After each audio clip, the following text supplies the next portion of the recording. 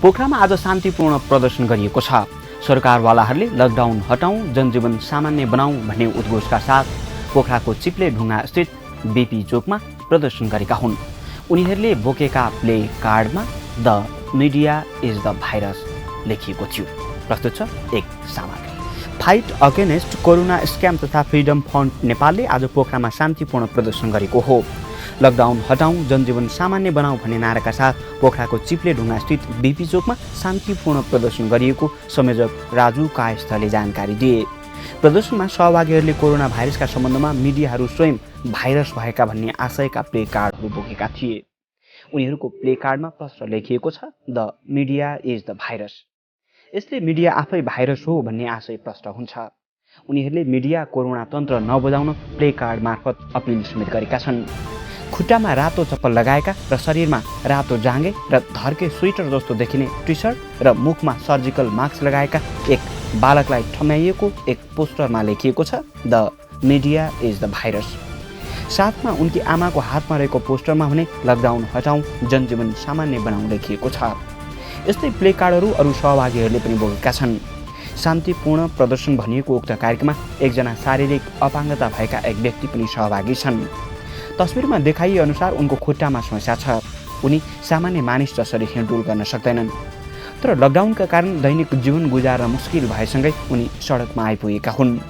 उनको हातमा ठम्याइएको पोस्टरमा हामी कहिलेसम्म अरूको दास बन्ने भनी सरकारतर्फ प्रश्न सुझाइएको छ। मलिन अनुहारमा प्रस्तुत उनी एक शारीरिक अपाङ्गता भएका व्यक्ति हुन्। प्रदर्शनमा महिलाहरूको समेत उल्लेखनीय सहभागिता देखिन्छ। व्यस्त सडकको एक छेउमा उभिएका उनीहरूले पनि सरकारलाई नै प्रश्न गरिरहेका छन्। 6 महिनाको लकडाउनमा 3000 बढी आत्महत्या विकल्प खोइ। काम गरेर देखाउनुहोस्, लकडाउन गरेर होइन। उनीहरूले प्राकृतिक चिकित्सामा जोड दिन सुझाव दिएका छन्। रोगले होइन भोकले मर्ने बेला आइसक्यो भन्दै सहभागीहरूले लकडाउनमा सरकारलाई मस्ती, जनतालाई शास्ति भन्दै व्यङ्ग्य समेत गरेका छन्।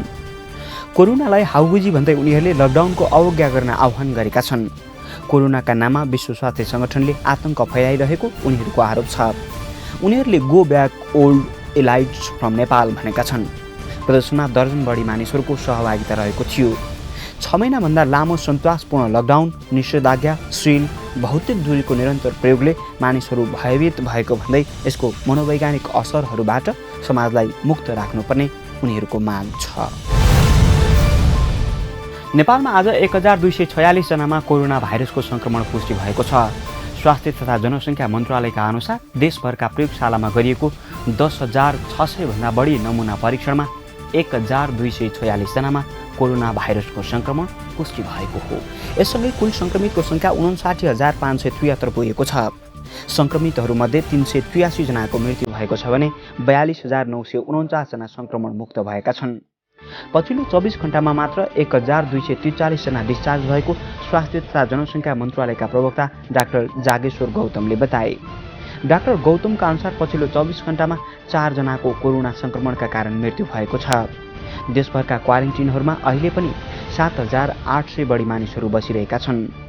नेपालमा सक्रिय सङ्क्रमितको सङ्ख्या 16,241 रहेको छ। यसैबीच आज नेपाल सहित विश्वभर बिरामी सुरक्षा दिवस समेत मनाइएको छ।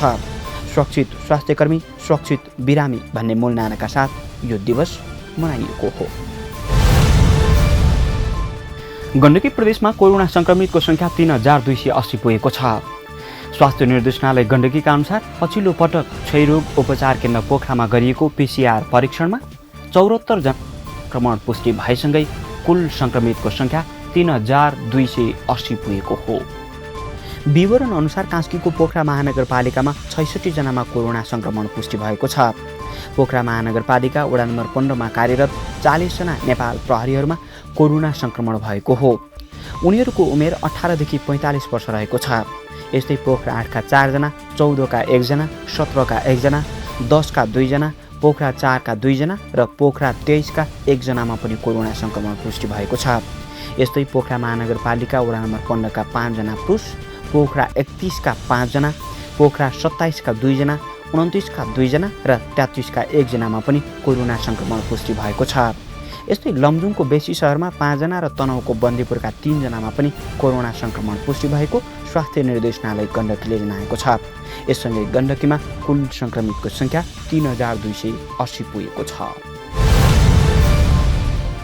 राष्ट्रिय विज्ञान दिवसका अवसरमा पोखरा महानगरपालिका र विभिन्न शिक्षालयहरूबीच सम्झौता भएको छ। प्राविधिक जनशक्ति उत्पादन गर्ने र सो विषयसँग सम्बन्धित ज्ञान र सिपको आदान प्रदान गर्ने उद्देश्यले सम्झौता गरिएको पोखरा महानगरपालिकाले जनाएको छ। प्रस्तुत छ एक सामग्री। पोखरास्थित विभिन्न प्राविधिक शिक्षालयहरूसँग महानगरले सम्झौता गरेको हो। पोखरा महानगरपालिकाको तर्फबाट प्रमुख मानबहादुर जीसी र इन्जिनियरिङ अध्ययन संस्थान पश्चिमाञ्चल क्याम्पस लामाचौरका प्रमुख इन्जिनियर रामप्रसाद पौडेल, वन क्याम्पस पोखराका प्रमुख विनोद हाइजु, नर्सिङ क्याम्पस प्रमुख निता ताम्राकार र जेन्टा क्लब पोखराका उपाध्यक्ष निता थापाबीच सम्झौता भएको हो। सम्झौता पश्चात महानगर र ती क्याम्पसबीच सम्बन्धित विषयमा प्राविधिक ज्ञान, सिप र जनशक्तिको सहकार्य हुनेछ। प्राविधिक शिक्षालयहरूको सिप, ज्ञान र जनशक्तिलाई महानगरको विकासमा प्रयोग गर्ने अभिप्रायले सम्झौता गरिएको महानगरका प्रमुख मानबहादुर जीसीले बताए। महानगरमा सञ्चालित प्राविधिक शिक्षालयहरूले नगरवासीहरूको विकाससँग सम्बन्धित क्रियाकलापहरूमा आफूलाई जोड्दै लैजानुपर्ने उनले धारणा राखेका छन्। हामीले खोजेको भनेको यहाँहरूसँग भएको प्राविधिक ज्ञानहरू, यहाँहरूसँग भएको क्षमताहरू, किन भन्दा हामी त लेम्यान हो भने हाम्रो त स्पिड मात्रै हो, त्यसलाई हाम्रो स्पिडलाई त्यसलाई हालेर प्रतिफलमूलक कसरी बनाउने भन्छु कि होइन, बनाउनु त बनाइराखिएको छ नि त, भइरहेको छ भन्ने कुरो नि हुन्छ होइन। अहिले हामीले एउटा तपाईँलाई भने एउटा बाटो असफल गर्नु भने स्ट्यान्ड त हाम्रो छ, अनि अब नाला त छ कि नाला चाहिएन कि भने त्यहाँ जाँदाखेरि अब नाला भत्किसक्यो। बाटो चिल्लो बनाएर नालेका रहर भन्दा के अर्थ, त्यसको के अर्थ राख्ने। अब सबै कुराहरूको चाहिँ एनालाइसिस हुन पर्दो रहेछ। त्यसको कारणले अहिले हामी धेरै गर्नुभन्दा पनि क्वालिटी गुणस्तरयुक्त काम कसरी गर्ने भन्ने कुरो हो। यो सबै यो प्राविधिक क्षेत्रले हामीलाई मलाई लाग्छ यसले धेरै सपोर्ट गर्न सक्छ र त्यहाँ रहेका जाति जनशक्तिलाई पनि क्रियाशील गराउन चाहिँ यसले मद्दत पुर्याउँछ भन्ने। पढ्न आएको छ, डेरा आएर बसेको छ, पढेर गएको छ, अरू कुरो केही पनि नगर्नु भन्दा पनि कम्तीमा पनि क्रियाशील हुन्छ। क्रियाशील भइसकेपछि धेरै ज्ञान आर्जन गर्नुहुन्छ। ज्ञान आर्जन गरिसकेपछि हामीले पठाइसकेपछि समाजमा अथवा कुनै पनि काममा उतै कन्फिडेन्सका साथ जान सकोस् भन्ने हाम्रो मान्यता हो। यो गराउनको लागि हामीले अब सहकार्य गरेर जानुपर्छ। किन भन्दा त्यो हाम्रो भोलिको लागि चाहिँ आवश्यक जनशक्ति नै हो। अहिले पोखरा महानगरपालिकाले बहुप्राविधिक शिक्षालाई चलाउनै पर्ने कारण यस्ता पोखरा जस्तो ठाउँमा त यस्तो मध्यम स्तरको जनशक्तिको अभाव हुँदो रहेछ भने अन्त के होला भन्ने हो हाम्रो। त्यसो भए अब हामी आत्मनिर्भर बनेर नजाने हो भने हामी पार लाउन सक्दैनौँ। यस्तै महानगरकी उपप्रमुख मञ्जुदेवी गुरुङले विज्ञान र प्रविधिको अधिकतम उपयोग मार्फत विकासको लक्ष्य हासिल गर्न सकिने उल्लेख गरेकी छन्। र अबको युग भनेको विज्ञान र विज्ञानको युग हो। त्यसैले पनि हामी यसलाई विज्ञान र प्रविधिलाई हामीले सँगसँगै लिएर जान सक्नुपर्छ, होइन भने हामी धेरै पछाडि पर्छौँ। विज्ञान भनेको तपाईँ हामी सबैले थाहा भएकै कुरा हो। तपाईँ अझै यो विषयमा यो विषयको विद्यार्थी नै हुनुहुन्छ, किनभने विज्ञान भनेको ज्ञानको भन्दा विज्ञान भनेको एउटा व्यवस्थित ज्ञान र शिक्षा हो। र यसको यो अर्जन ज्ञान प्राप्तिको लागि, यो अर्जन गर्नको लागि अध्ययन, प्रयोग, अनुसन्धान, खोज र अनुगमनबाट यो प्राप्ति गर्न सकिन्छ। त्यसैले अब हामी प्रविधिसँग, विज्ञानसँग जोडिएर जान सक्नुपर्छ। प्रविधिलाई हरेक क्षेत्रसँग, शिक्षासँग, स्वास्थ्यसँग, सञ्चारसँग जोडेर लैजानुपर्ने हुन्छ। त्यति मात्रै नभएर प्रविधिले देशमा भएको भ्रष्टाचारलाई पनि कम गर्न सक्छ, सुशासन कायम गर्न सक्छ। यी कुराहरूलाई हामीले ध्यान दिएर जानुपर्ने हुन्छ। र हामीले आज 4वटा कलेजहरू, शैक्षिक संस्थाहरूसँग हामीले एमओयू गरेका छौँ। उहाँहरूले आफ्नो ठाउँबाट प्रतिबद्धता पनि जाहेर गरिसक्नुभएको छ। पश्चिमाञ्चल क्याम्पसका प्रमुख इन्जिनियर रामप्रसाद पौडेल लगायत क्याम्पसका प्रमुखहरूले शैक्षिक संस्था र राज्यका कार्यकारी निकायहरूका बीच सहकार्य अनिवार्य रहेको बताएका छन्। सत्तारूढ दल नेपाल कम्युनिस्ट पार्टी नेकपाको सचिवालय बैठक भोलि बस्ने भएको छ। बैठक पहिलो पटक पूर्व माओवादी केन्द्रको पेरिस डाँडा स्थित कार्यालयमा बस्न लागेको हो। नेपाल कम्युनिस्ट पार्टी नेकपाले भोलि सचिवालय बैठक बोलाएको छ। गत 26 गते बसेको स्थायी समिति बैठकका निर्णयहरू कार्यान्वयनमा लैजान छलफलका लागि बैठक बोलाएको नेकपाले जनाएको छ। भोलिको बैठक पूर्व माओवादी केन्द्रको कोटेश्वर पेरिस डाँडास्थित पार्टी कार्यालयमा बस्ने स्रोतको भनाइ छ। पार्टी एकतापछि पेरिस डाँडामा नेकपाको पहिलो बैठक बस्न लागेको हो। नेकपाको अधिकांश बैठक पूर्व एमालेको पार्टी कार्यालय धुम्बाराईमा बस्दै आएको छ। यसैबीच नेकपाका उपाध्यक्ष वामदेव गौतम राष्ट्रिय सभा सदस्यमा नियुक्त भएका छन्।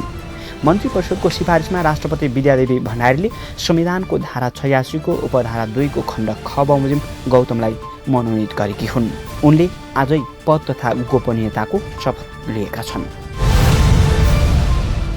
र चीनले भारतलाई तत्काल आफ्ना गलत व्यवहारहरू सुधार्न र आफूसँग निरन्तर न्यू खोज्ने कार्य बन्द गर्न आग्रह गरेको छ। चीनका विदेश मन्त्रालयका प्रवक्ता वाङ वेनविनले हालै भारत चीन वास्तविक नियन्त्रण रेखा एलओसीमा भएको सङ्घर्षका लागि जिम्मेवार भएको बताएका छन्। चीनको सत्ताधारी पार्टीको पत्रिका ग्लोबल टाइम्सका अनुसार विदेश मन्त्रालयको दैनिक पत्रकार सम्मेलनमा प्रवक्ताले भने सुरुमा भारतले द्विपक्षीय सहमतिको उल्लङ्घन गर्यो, अवैध तरिकाले सीमा पार गरेर उक्साए, सीमा क्षेत्रमा एकतर्फी कारबाही गरेर यथास्थितिलाई परिवर्तन गरे र चिनिया सैनिकलाई धम्क्याउनका लागि गोली समेत चलाए। चीनको यो बयानको एक दिन अघि भारतका रक्षा मन्त्री राजनाथ सिंहले संसदमा भारत चीन तनावमा बयान दिँदै चीनले सीमा उल्लङ्घन गरेको आरोप लगाएका थिए। ग्लोबल टाइम्सका सम्पादक हु सेजिङले एक लेखमा चीन शान्ति र युद्ध दुवैका लागि तयार भएको र भारतसँग त्यहाँ काम गरिरहेको अति राष्ट्रपति शक्तिको भाषामा नै कुरा गर्नुपर्ने बताएका छन्।